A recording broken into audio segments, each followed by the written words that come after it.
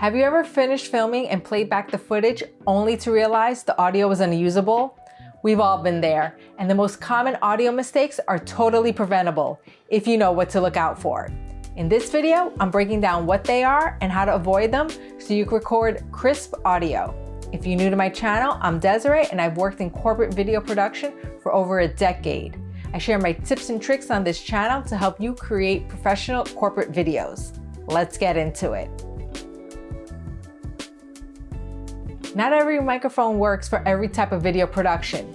You need to think about the specifics of your shoot, like how many people will be speaking on camera, how close or far away they'll be from the camera, and whether they'll be staying in one spot or moving around. For corporate video productions, you're filming a lot of sit-down interviews, panel discussions, talking head videos, presentations, and on occasion, you may have to film an event where you and the talent are moving a lot. For sit-down interviews and talking head videos, where the subject isn't moving around, then a boom mic would be best. It's a directional mic, which means it focuses on capturing the sound from the front of the mic and doesn't capture the sound from either side of the mic or behind it. You can also use a lavalier mic, or you can use a combination of both in case something happens to either one. The lavalier mics aren't directional because they capture the sound all around them, but if you place it right in front of the person or the source of the sound, the audio it captures is still usable. For presentations, a wireless lavalier is best because it lets the speaker move around freely. For run and gun video shoots, you can use handheld mics, lavalier, and on-camera shotgun mics, or a combination of all three. Using the right mic is very important, but where you place it, that's just as important. If you place it too far away, it will sound low and hard to understand.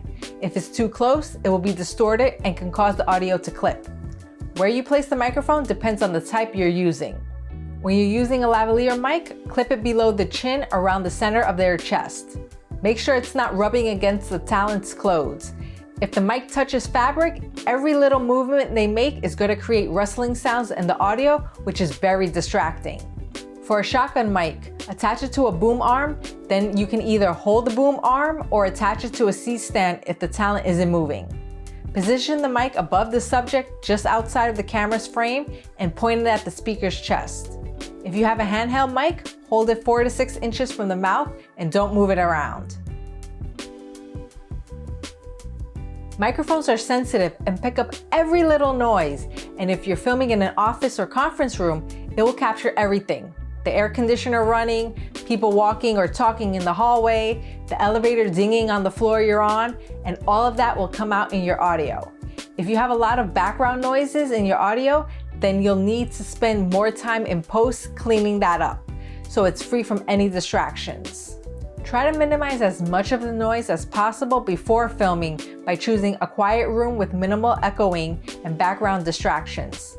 Hang sound blankets in the room to reduce some of that noise. Inform others that are working in the office that you're filming to keep the noise level down, and place signs around the office that notify others that you're filming.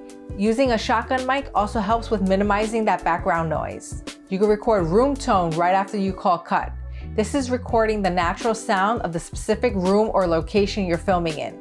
This is useful when editing the audio, especially if you have to cover up a hard cut or fill in gaps in the audio so that it doesn't sound choppy. It's good practice to always record room tone when filming. If you're not monitoring your audio while filming, you're basically recording blindly. You won't be able to catch any potential audio issues at that moment, and by the time you realize something's wrong, it's too late to fix it.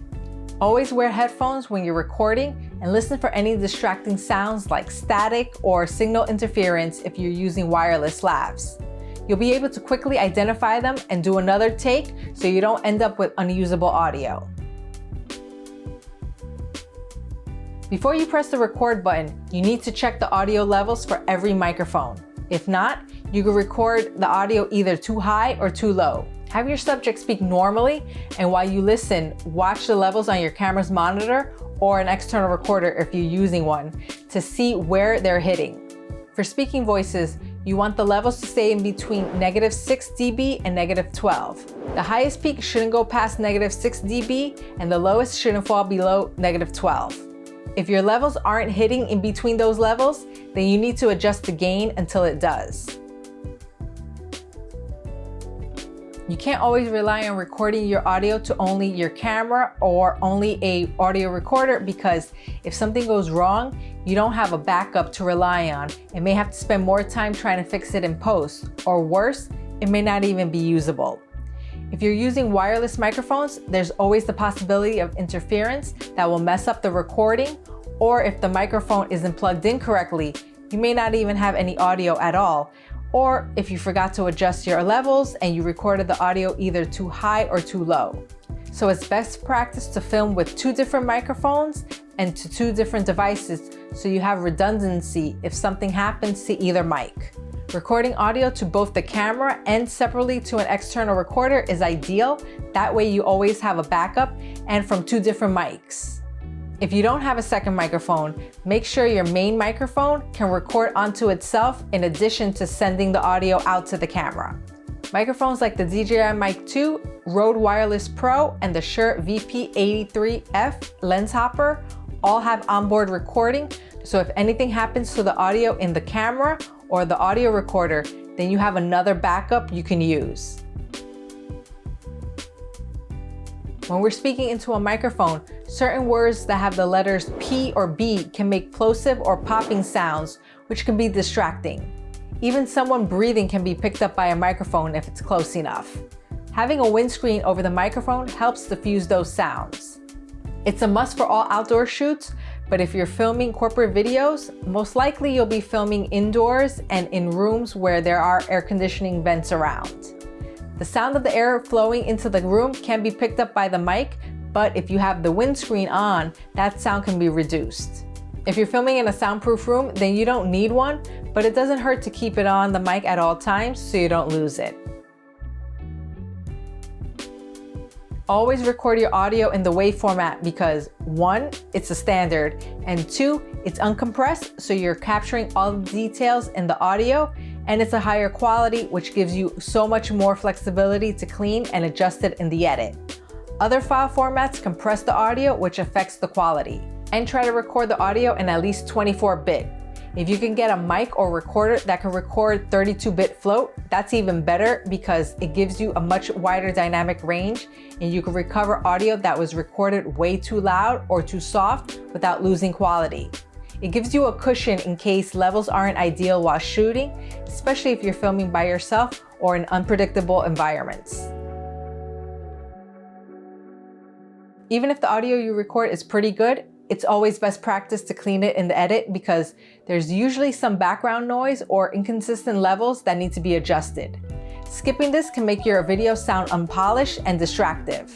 A quick pass with EQ or noise reduction goes a long way in making your audio sound clean, so be sure not to skip it. Now you got a better idea of what to watch out for, so you can steer clear of those common mistakes and get the best possible audio every time you hit record.